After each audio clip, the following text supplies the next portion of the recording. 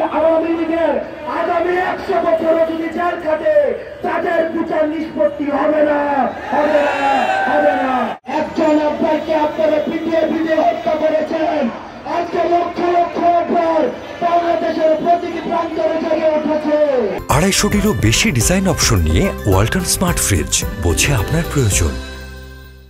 ছাত্রলীগের দূষণ আপনারা যারা রয়েছেন, আপনারা বাংলাদেশের রাজনীতিতে পুনর্বাসিত হওয়ার চিন্তা বাদ দিয়ে দেন।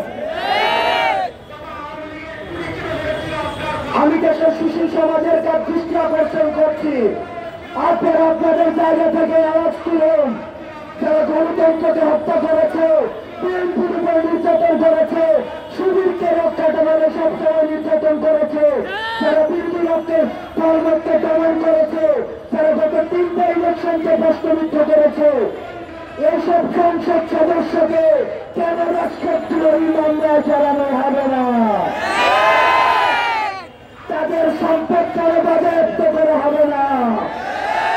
গত 3টা ইলেকশনকে আমাদের বাজেয়াপ্ত করতে হবে, 3টা ইলেকশনকে অবৈধ ঘোষণা করতে হবে, আমাদের সংবিধানকে বাতিল করতে হবে এবং আমাদের পুরনো সংবিধানের যে রাষ্ট্রপতি রয়েছে তাকে দ্রুততম সময়ের মধ্যে অপসারণ করতে হবে। আমরা বলে দিতে চাই, একজন আব্বাইকে আপনারা পিটিয়ে পিটিয়ে হত্যা করেছেন। আজকে লক্ষ লক্ষ ভোট বাংলাদেশের প্রতিটি প্রান্তরে জেগে উঠেছে। সুতরাং আমরা ছাত্র নাগরিক জীবনের মায়া ত্যাগ করে আমরা রাস্তায় নেমে এসেছি। আমরা ছাত্র নাগরিক প্রেসিডেন্টকে উৎখাত করেছি। আমরা ছাত্র নাগরিক আওয়ামী লীগের বেতন দিয়েছি।